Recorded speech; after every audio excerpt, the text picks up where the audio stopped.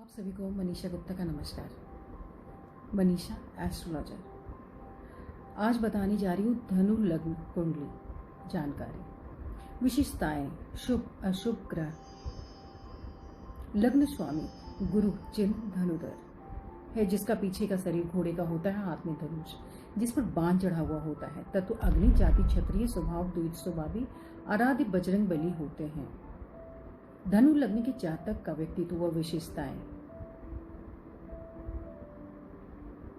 राशि स्वामी बृहस्पति होने से धनु लग्न के जातक कुशाग्र बुद्धि के स्वामी होते हैं, अद्भुत ऊर्जा के स्वामी भी होते हैं। ऐसे जातक की नजर हमेशा अपने लक्ष्य पर टिकी रहती है, जो लक्ष्य प्राप्त करने में सहायक होती है। जिस काम में लग जाएं उसे पूरा करके ही दम लेते हैं। आधा घोड़ा अग्नि तत्व व क्षत्रिय वर्ण इनकी तीव्रता दर्शाते हैं। ज्ञान और गति इस राशि का जीवन के प्रति व्यापक दृष्टिकोण है। ये अपनी बात को अथॉरिटी के साथ अपने समक्ष रखते हैं। ज्ञान प्राप्त करने की आकांक्षा इनकी तीव्र होती है। इनके स्वभाव में नैसर्गिक तीव्रता होने से कभी कभार इन्हें घमंडी भी समझ लिया जाता है।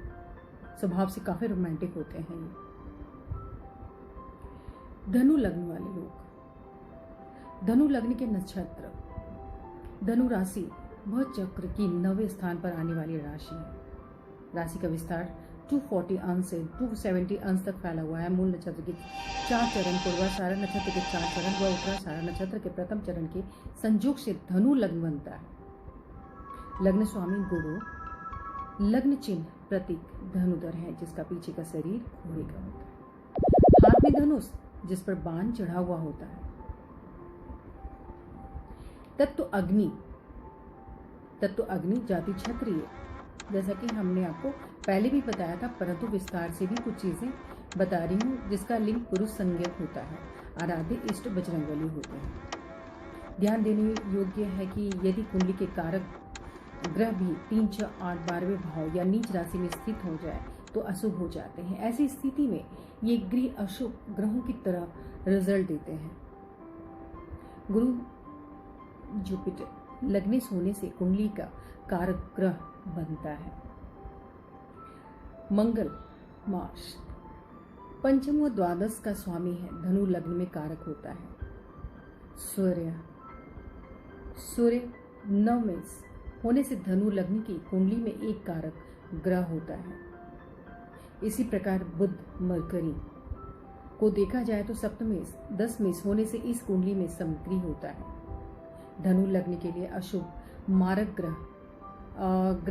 ग्रह धनु लग्न सेजिटेरियस में देखा जाए तो शनि की स्थिति द्वितीय तृतीय होने से धनु लग्न की कुंडली में एक मारक ग्रह होता है। शुक्र के बारे में जानते हैं। 6ठे व 11वें का स्वामी होने से इस लग्न कुंडली में मारक बनता है। चंद्रमा की स्थिति क्या कहती है, आइए जानते हैं। अष्टमेश होने से मारक बनता है। किसी भी कारक या समग्रह के रत्न को भी धारण किया जा सकता है, लेकिन इसके लिए ये देखना अति आवश्यक है कि ग्रह विशेष किस भाव में स्थित है। यदि वह ग्रह विशेष 3, 6 व 8वें या 12वें भाव में स्थित है या नीच, धनु लगन के लिए शुभ रत्न देखा जाए तो सेजिटेरियस के लिए शुभ रत्न लग्नेश गुरु, पंचमेश मंगल व नवमेश सूर्य कुंडली के कारक ग्रह हैं।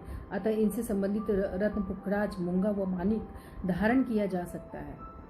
इस लग्न कुंडली में देखा जाए तो सौम्यग्री होने से धारण किया जा सकता है। किसी भी कारक के समग्रह के रत्न को धारण करना चाहिए, लेकिन इसके लिए ये देखना अति आवश्यक है कि ग्रह विशेष किस भाव में स्थित है। यदि वह ग्रह विशेष 3, 6, 8वें या 12वें भाव में स्थित है या नीच राशि में पड़ा हो तो ऐसे ग्रह संबंधी रत्न कदापि धारण नहीं किया जा सकता। कुछ लग्नों में समग्रह का रत्न कुछ समय विशेष के धारण किया जा सकता है, फिर कार्य सिद्ध हो जाने पर निकाल देना चाहिए। इसके लिए कुंडली का उचित निरीक्षण किया जाता है। उचित निरीक्षण या जानकारी के अभाव में पहले ये पहनाए गए रत्न जातक के शरीर में ऐसे विकार पैदा कर सकते हैं जिनका पता लगाना डॉक्टर्स के लिए भी मुश्किल हो जाता है।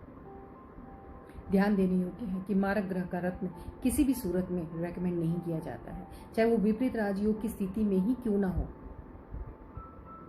कई ऐसे एस्ट्रोलॉजर्स हैं या पंडित जी हैं या कहा जाए कि बहुत बड़े बड़े ऐसे हैं जो कि कोई भी रत्न चीज़ों को अच्छी तरीके से कैलकुलेट करके किसी को भी दिया नहीं जाता है। बस कुछ लोग पैसे कमाने का एक ज़रिया बना लिया उन्होंने, या फिर कुछ लोग देखते होंगे उन्होंने रिंग्स पहनी हुई है तो वो सालों साल पहने हुए हैं। लेकिन आपको ध्यान देना चाहिए इन बातों पे, क्योंकि इस वजह से आपको बहुत गहरी बीमारी भी हो सकती है, बहुत काफ़ी नुकसान हो सकता है।